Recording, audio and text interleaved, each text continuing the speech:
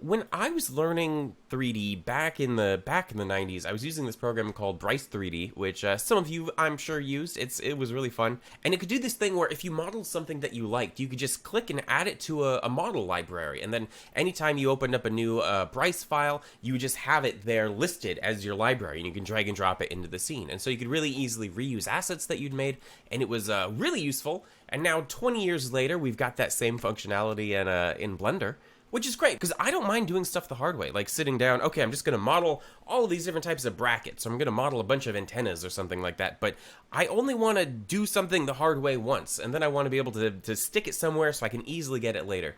And I would always have to like open up an old project file, copy and paste, the random assets into the new one. It was a whole pain in the butt, which is exactly what the asset browser is trying to address. A lot of you probably have already used it a little bit, but I did a video where I mentioned it a few videos back, and people were like, oh, I didn't know an asset browser existed. So I want to talk about it a little bit, especially as it relates to a kind of a kit bashing workflow. Because the way kit bashing would work back in the olden days of, people actually hand modeling stuff is they'd get all these different model kits of different, battleships and tanks, and they would just grab the different pieces and glue them together to make something new, which is exactly kind of the workflow I want to figure out how to emulate in Blender. I think I showed you a later version of this shot. This was the original version, grabbing the lever, slamming it forwards, and I thought, I put a lot of work into like the little screen thing down here, a lot of different stuff, but the lever itself, even though I modeled a bunch of things, it just kind of read as like a dark blur. So what I did is pretend this is the lever right here. I went into the asset browser right here,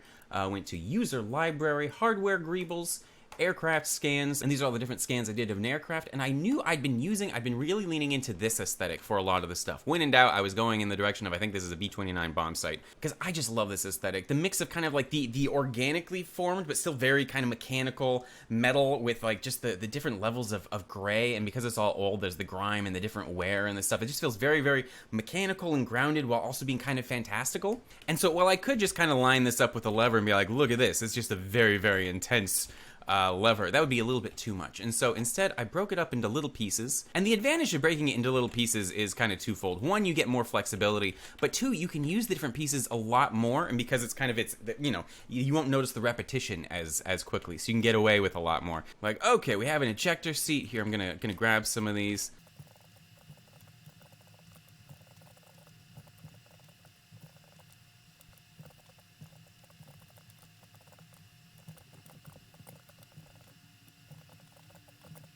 And here we've got some sort of robot walking chair. We could rig it up with IK, kind of have it in the background. It look like a thing. There's a balance, I think, when it comes to creativity between kind of work and play. Like, you have to be able to kind of enter a low-stakes situation where you can just kind of experiment and find happy accidents and brainstorm. But you also have to be able to switch gears and kind of buckle down and make things happen. And so much of kit bashing just feels like the play part to me, because you're just finding happy accidents and seeing what works and sticking stuff together that sometimes I don't trust it. I'm like, I've got to sit down and actually like draw something and design something from scratch at some point. But that's just me. And I ended up with it's so short. But yeah, you can barely see it, but you still get that sense this nice big old kind of World War II era industrial lever. And that was because of the asset browser just really making it easy to get a little bit kit bashy.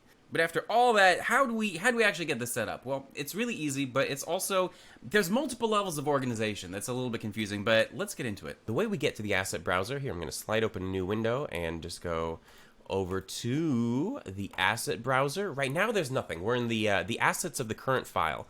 If we take our monkey here, we go to the outliner, right click and mark asset. Look at that, we got our monkey just up there, and we can just drag new monkeys down here. And there's a few cool things to note. First, you can see it automatically generated a thumbnail, so you can see what the asset is. That's really cool. And also here, if I create like a big old cube here, and I drag Suzanne over it, you'll see she'll actually snap to the surface and the alignment of the surface that she's on, which means populating things around a scene is really easy. And it used to be, I think, that the origin would be what snapped to the surface, which means, half of Suzanne would be underground. But at this point, it's just the lowest piece of geometry is the bit that snaps, which is really useful, actually. But you'll also notice in the thumbnail, she's facing forwards. And a lot of times when I was getting started, I'd be seeing the back of her head or something like that. And the reason for that is because her default rotation is facing forwards along the y-axis, which is Blender interprets as the front. If you go view, viewpoint, front, you'll see she's looking right at us. And I always use the hotkey, so it's just 1 on the numpad. And this is her default rotation. What that means, if you go here to the sidebar, rotation is at 0, 0, 0. And we can obviously rotate her to anything else, but you'll see those numbers start changing. And the reason for that is because her rotation state is literally just the number of degrees rotated away from that default she is on any of these given axes. So you might have your asset rotated like this, but when you mark it as an asset, it will be saved as if all of these are set to 0. If you want to reset the rotation, like if we go like this and hit Control A, we can apply the rotation specifically. That sets all of these to 0. And now you can't see it, but here, if we open the sidebar here, and here's the preview, if we refresh this, it'll create a new thumbnail, and now this is the new default orientation for all of the new Suzannes. I know for a lot of you that's the definition of Blender 101, but it's one of those things you got to hear sometime if any of you weren't aware of kind of how applied rotations and all that worked.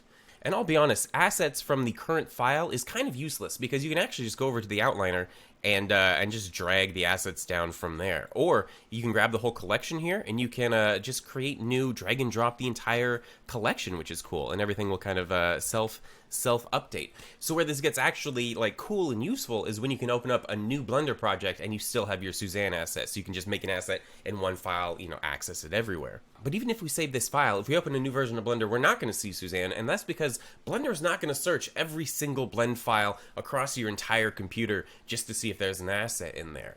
However, it will do that if all of the blend files are saved to a specific folder. And if we go from current file to user library and hover over that, you can see V stock asset browser, and that's the folder I've designated so that any blend files that are saved in there, Blender will find any assets saved within those blend files. I hope that makes sense. So if we click on this, suddenly I've got all these different assets, different photo scans, different things I've bought over the years. And if we go into the stock asset browser, you can see all of the different blend files that contain all of these assets.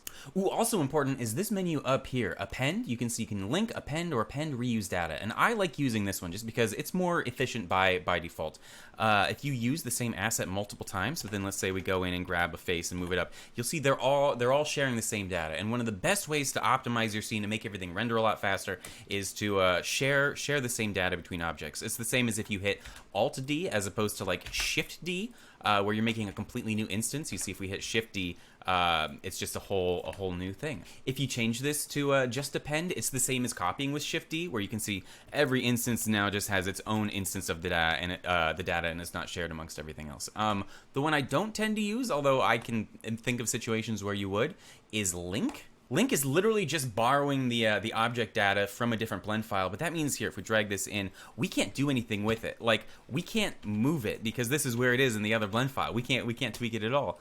I mean, I do have the edit link library add-on activated, which I want to talk about at some point because it's been really useful lately, and that lets you just open up the original file really fast. But in general, for this kind of workflow, just append reuse data has been really nice.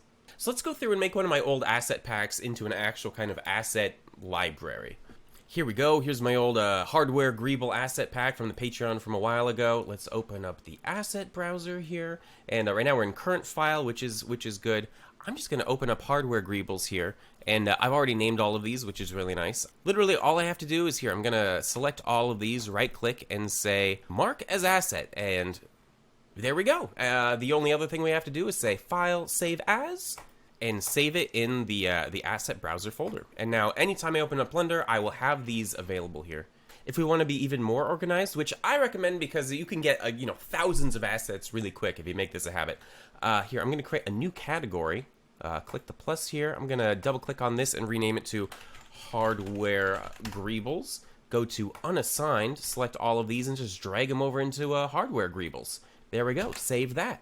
So now if we go into a new blend project, go over to, here we go, asset browser, go to user library, we have hardware Greebles, and just any scene we're in now, we can have these cables immediately available. That's fantastic.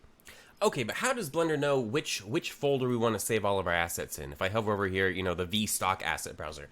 Well, we can set that to be whatever we want in the preferences under file paths and go to the bottom, asset libraries, and here we go right here. And it looks like we could actually have, additional different folders that each have their own collection of blend files in them with their own different names if we wanted, and it would just be available right here as a different option. And what I'm trying to do is notice when I end up doing the same routine over and over, like I set up certain glass materials, certain glass shaders a whole lot. Oh, actually, that's a thing I should probably mention. Here, ideally I should be in like a new blend file or something, but this'll still work. If I have a cube here, I create a new material called like red. And let's say I make this red material all the time, and it's just, it's very red. Let's make the viewport color also red. If I go up here, I can right click on this and say mark as asset. And now if we search for this, look, we've got red right there, and I can just drag and drop right from here onto anything, and it will become red, which I think is really nice. And so some of my more complicated shader setups I would probably want to add to the asset browser. One thing I end up doing a lot is creating a cube with a volumetric haze on it so that I can just fill a scene with volumetrics. And I forget who, but they commented that I should probably just make that an asset, which is a really good point. But yeah, I did. If I go up here and I type in let's see, volume cube, I can just drag it into the scene and scale it up to be kind of whatever I want. That's maybe a little bit intense. I'll just turn the density down to like maybe 0.3. Yeah, there we go. And at this point, you get it. I've driven it into the ground, but I'm going to keep going just because my favorite dream workflow is being able to like kind of kit bash from real life. And especially with like having little apps, like I've been using Polycam on my phone, being able to scan random things as I go about my day and just easily add them into Blender so I can drag and drop them from anywhere. I've got all these old thick metal pipes and stuff that I've scanned from wandering around town. I've got all these different pieces I've scanned from the local train tracks. Like, check out this pipe thing. Oh, I love this pipe thing. This train was huge. It kind of looks like, maybe a regular train, but this is a staircase right here. Like a person is just that big. This thing was so big. It was behind a fence, so I had to scan it by like putting my hand through, the different slats in the fence. It turned out okay, but here, let's download these. And in Blender, we're gonna go File, Import, OBJ, Polycam, Trains, and I always hated going into all of these different folders and being like, import this one, go back, import this one. So I was so excited to see Recursion's 2 levels, because I thought, oh, maybe I can just select all the OBJs, import them all in one go. But no, you still have to do it. You still got to do it one at a time. Although, and look, I still can't really talk right. I've had this cold for weeks. It's getting old. But right after I said that, I saw a post by Art of Pilgrim referencing a batch OBJ importer by P2OR. I installed it. I wasn't able to get it to work, but I suspect it could for somebody. It's cool. People are always making these tools. So here we go. 1, 2, 3, 4, and 5. There we go. Okay. And I don't want this to be like a working with photoscans tutorial because I've already done a bunch of those. But let's do a little bit of house cleaning here. So if we have this bit right here, first thing we're going to do is tab into edit mode, and you notice if we select a vertice and select linked, it's just this little patch, and they do that. It's just a bunch of different disconnected sections for some sort of optimization. But that's not useful for us because, like, say if we want to smooth this out and we hit Control V, smooth a few times, each chunk smooths away from everything else, and it all turns kind of weird. And so here I'm going to undo this and hit M, merge by distance. And so now any overlapping vertices will be merged into one. So we've just lost 6,000 vertices, which is really good. And the next thing, if you're used to Blender, you might notice this shading looks a little bit weird. And here, let's go under Data Properties, go under Geometry Data, and I'm going to click Clear Custom Split Normals Data. And this looks a little bit more normal, probably. This is just going to prevent some problems in the future. I'm going to right-click Shade Auto Smooth. Yeah, that's looking pretty good. Now, I have the Bool tool enabled, which means I can do a Boolean operation with just a hotkey. It's included in Blender. You just have to activate the Bool tool in the preferences. But what that means is I can set up a cube here, select it, shift-click on the model, then hit Control negative on the numpad, and it does a Boolean operation. Just easy as that, which is awesome. So here, let's select this, go to the modifiers. I'm going to apply it, tab into edit mode, select all of this, Control I, delete all of these vertices and the Boolean box, and there we go. I've just got my asset here. Right click, set origin to geometry, and remember I want to make sure it's lined up along the y-axis so it's facing forwards. So here, let's straighten this up like this, rotate this 90 degrees, however feels nice, and Control A, apply rotation. Going to go into the object properties. I'm going to call this train signal. There we go right there. Right click on this, mark as asset, and there it is in the asset browser. But where this gets really cool is, say in this bit right here, there's a lot of different pieces, and you could just do what we just did.